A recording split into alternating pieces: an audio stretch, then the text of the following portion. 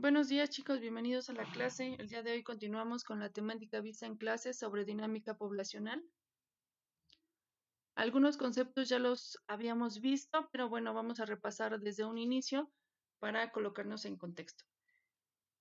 La natalidad es la cifra proporcional que tienen los nacimientos en una población en un periodo de tiempo determinado. La calculamos por la siguiente fórmula. El número de nacimientos entre la población inicial y el resultado lo multiplicamos por 1000. El 1000 se refiere a que vamos a dar el dato por cada 1000 habitantes. Ahorita lo vemos en la interpretación. Como ejemplo tenemos que en el 2015 en el Estado de México nacieron 271,902 personas. Si tenemos una población inicial de 16,187,608, nuestro resultado al aplicar la fórmula es de 16,79.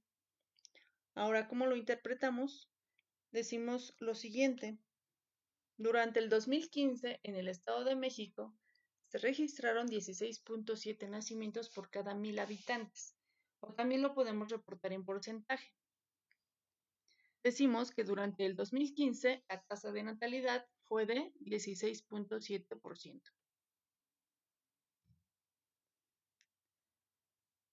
En esta gráfica vemos precisamente la tasa de natalidad en varios países de América Latina. Entonces el 5,4, el 4,5, el 2,7 nos representa precisamente esa cifra.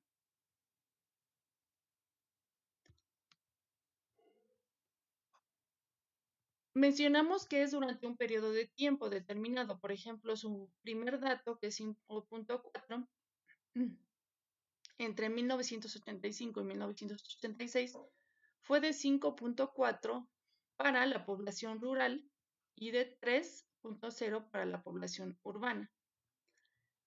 Para 1996 a 1998, para la población rural, hubo una tasa de natalidad de 4,5 y urbana de 2,7. En el periodo del 2012 al 2016, baja aún más la tasa y entonces para la población rural es de 2,7 y para la población urbana de 2,1.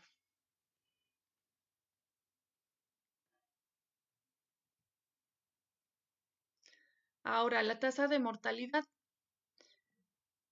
Esta se refiere al número de defunciones de una población por cada 1000 habitantes en una unidad de tiempo determinada. Entonces, es similar a cómo calculamos la natalidad, solamente que en lugar de considerar, obviamente, los nacimientos, consideramos las defunciones. Entonces, nuestra fórmula queda de la siguiente manera. El número de muertes entre la población inicial y multiplicado por 1000. Ejemplo, durante el 2015, las muertes en el Estado de México fueron 77,813 y nuestra población inicial era de 16,187,608. Aplicando la fórmula, nos da que durante el 2015 en el Estado de México se registraron 4,8 defunciones por cada 1000 habitantes. O como les comentaba, los podemos reportar como porcentajes y entonces decimos que la tasa de mortalidad durante el 2015 fue de 4,8%. En esta gráfica, igualmente para ejemplificar, tenemos el periodo de tiempo de 1950 al 2014, es en nuestro país y es a nivel nacional. Y vemos igualmente una tasa de mortalidad que disminuye a partir de 1950. En 1950 es de 16,2. Se estabiliza entre los años 2010 a 2014 y se mantiene más o menos similar, entre 5,6 y 5,7%.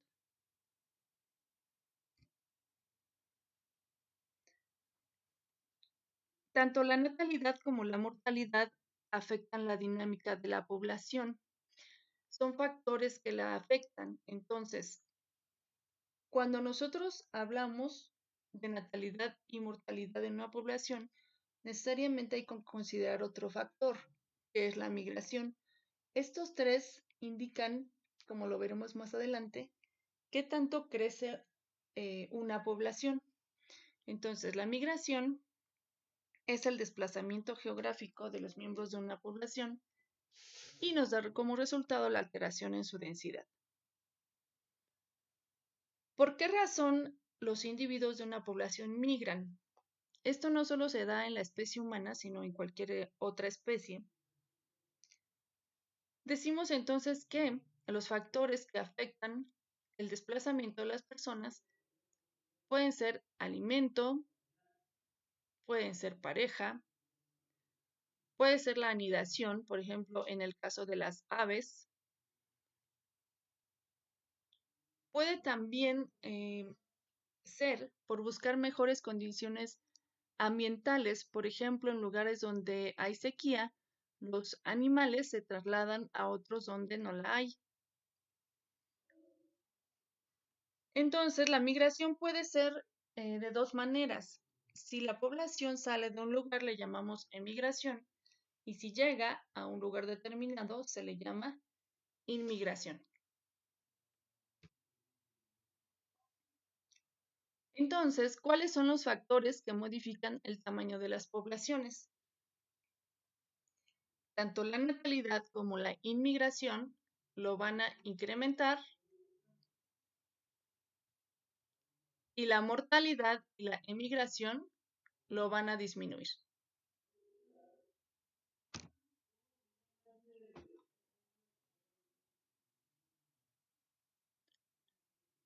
A continuación vamos a realizar la actividad 1. Hay que realizar un mapa mental del tema que vimos hasta ahora. Va a ser a mano y en su cuaderno. Recuerden que este tiene valor en rúbrica y hay que enviar la evidencia, es decir, la fotografía al email que ya tienen, correspondiente a la clase. Les sugiero que aquí pausen el video, realicen su actividad, la envíen y después continúen, porque después de las diapositivas que veremos a continuación de los temas, también tendrán que realizar otra actividad.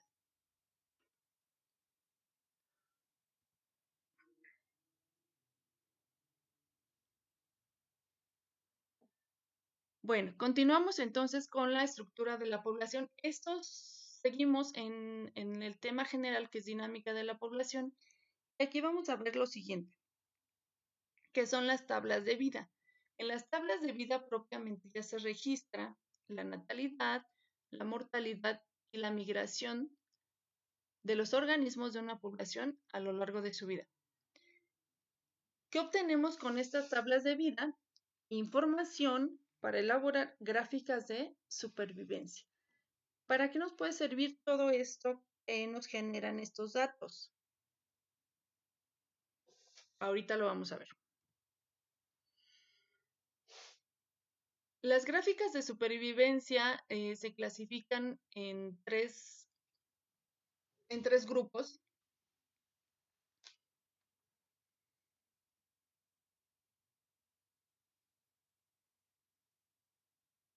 Las primeras son de pérdida tardía.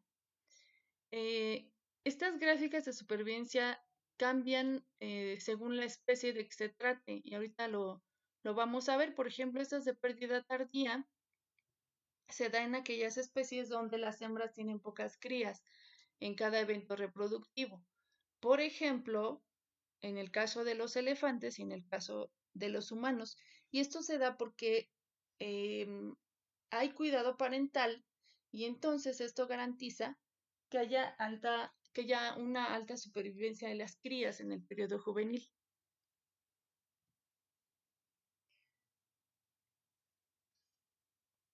El siguiente tipo de gráfica de supervivencia es el de pérdida constante. Esto se da en especies de aves o de peces porque los organismos tienen la misma probabilidad de morir todo el tiempo.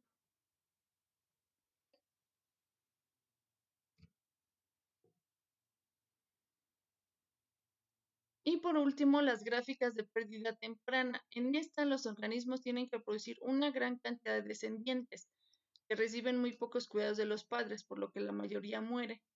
Si se fijan en las tres, el cuidado parental es como un factor que determina la supervivencia en cada especie.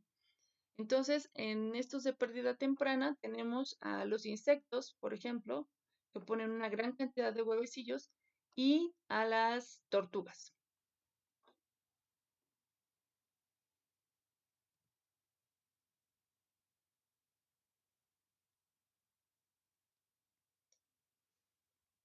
Ahora, vamos a ver lo que son las pirámides de estructura poblacional, y para esto vamos a hablar de etapas reproductivas en las poblaciones. Seguimos con dinámica poblacional, seguimos estudiando la estructura de la población y ahora lo vamos a hacer a través de pirámides, que ahorita vamos a ver los esquemas. Entonces, hay ciertas etapas que definen la forma de estas pirámides. Y estas son, si la población se encuentra en etapa prerreproductiva, que quiere decir que son individuos infértiles, pueden ser recién nacidos o jóvenes. En la edad reproductiva, que son los individuos fértiles, que pueden generar descendencia. Y en la etapa postreproductiva, son los individuos que ya no poseen células reproductoras. ¿Qué importancia tienen estas etapas? Pues definen el crecimiento de toda la población y se representan mediante las pirámides de estructura poblacional o polígonos de frecuencia. Estas pirámides nos muestran más información, como por ejemplo si un sexo, ya sea masculino o femenino, es más abundante que el otro. Y también nos permiten saber cuál es la distribución de edad en la población para predecir su futuro. Esto es para tomar decisiones. Aquí tenemos dos ejemplos de pirámide poblacional y les coloqué dos países, México e Italia. En la primera está la de México y ustedes pueden observar que la mayoría de población está en este intervalo, es decir, es gente joven. Conforme va aumentando el rango de edad, que es este dato que vemos a la izquierda, la población va disminuyendo. Esta pirámide poblacional les está presentando el sexo masculino y el sexo femenino. Si sumáramos todos estos porcentajes,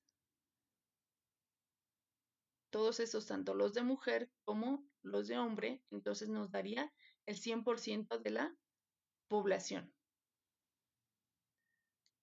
Bueno, les quise presentar el caso de Italia porque aquí se presenta de manera diferente. Si ustedes se fijan, el grueso de la población, que es esta parte, está entre la gente que es adulta. Cambia porque nosotros tenemos más jóvenes y entonces en Italia hay más adultos. ¿Por qué les presento estas dos gráficas? Porque ahorita se está dando una situación que han analizado con respecto a la pandemia. Ustedes sabrán que en Italia hubo bastante número de muertes, fue un número grande de muertes, y una razón por la que se vio esta tendencia precisamente es por el rango de edad en el que está la mayor parte de la población. Recuerden que este virus está afectando con mayor incidencia a los adultos maduros. Entonces, por esa razón se cree que en Italia se dio un mayor número de muertes que en otros países. Entonces, como pueden ver, estas pirámides poblacionales nos pueden servir precisamente para estudiar ciertos fenómenos que se estén dando en la población y también, por ejemplo, para la toma de decisiones. Ahora, ¿cómo se clasifican estas pirámides de estructura poblacional?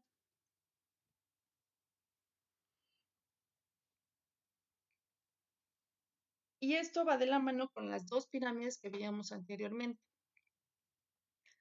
La primera es de tipo progresiva, es decir, hay un mayor tamaño de población en la base, como lo podemos ver. que es el caso de México, lo vimos en la pirámide anterior, porque hay predominio de la población joven. Esto pasa actualmente tanto en India como en México. Aquí es importante mencionarles que la tendencia de las pirámides poblacionales puede cambiar.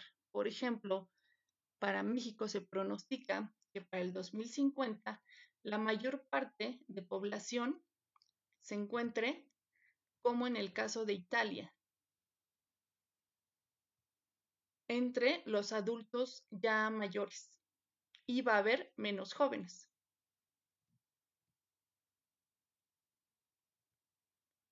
Bueno, otro tipo de pirámide es la regresiva. En esta es más ancha en el centro que en las partes superiores e inferiores. Eso quiere decir que la mayor proporción es población adulta y se cataloga como una población en proceso de envejecimiento. Esta forma aplicaría para nuestro país para el 2050, dado que esta parte es la que se va a engrosar y la parte joven, la parte de la población joven, va a disminuir. Y este es el caso de la pirámide poblacional que actualmente está en Italia. En la siguiente es la forma de campana y esta nos representa una población estable. Es decir, hay gente joven y también hay individuos maduros. Entonces, estas dos proporciones son similares.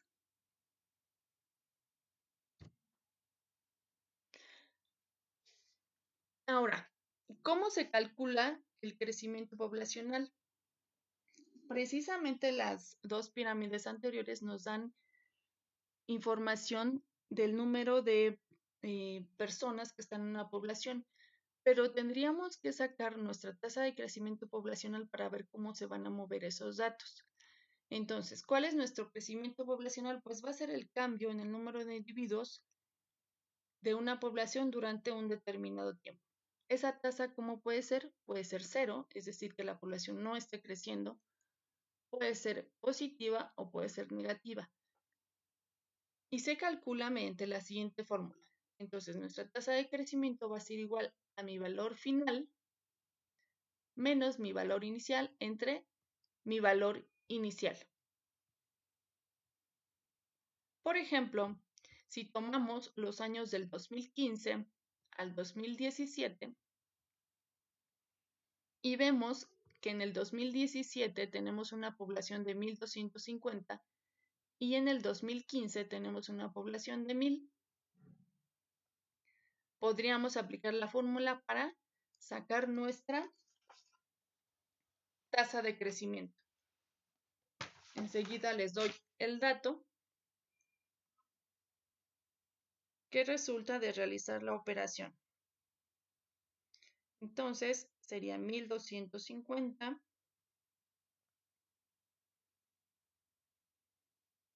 menos 1,000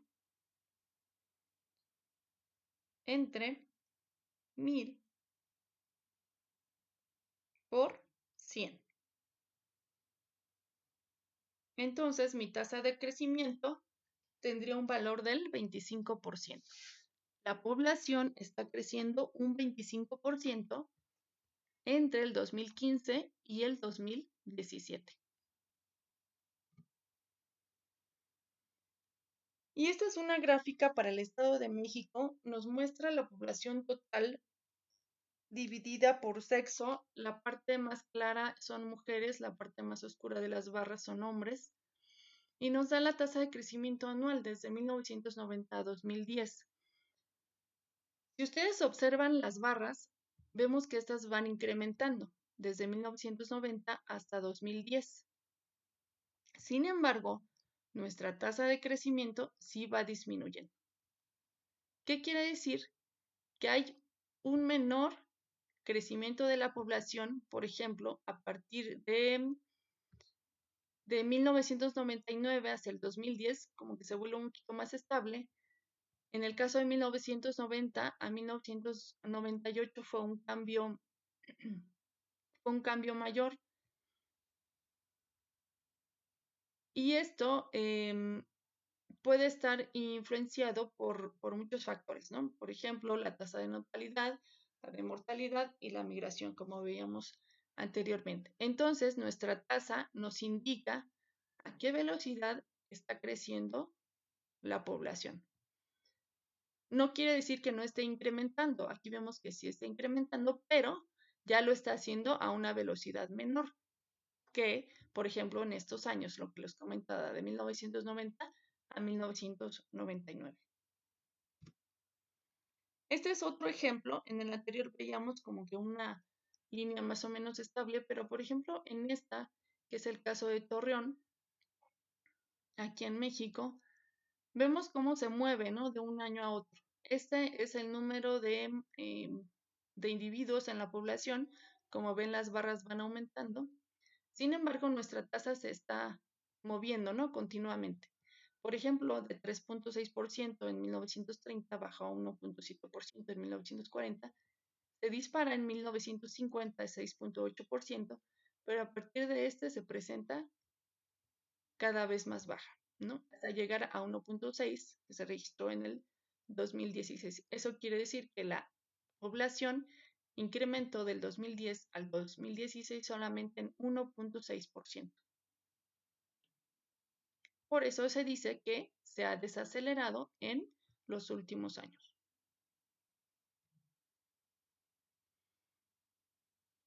Entonces, ¿cuáles son los factores que modifican el crecimiento poblacional? Pues es la natalidad, la mortalidad, la inmigración y la emigración. Hasta aquí contempla lo que es la clase de hoy. Vamos a realizar una segunda actividad, por favor, que me van a enviar. Es realizar un cuadro sinóptico de los temas vistos desde la estructura de la población. Tendría que ser a mano y en su cuaderno. Sería todo por el día de hoy. Chicos, muchas gracias por su atención. Tengan un feliz día.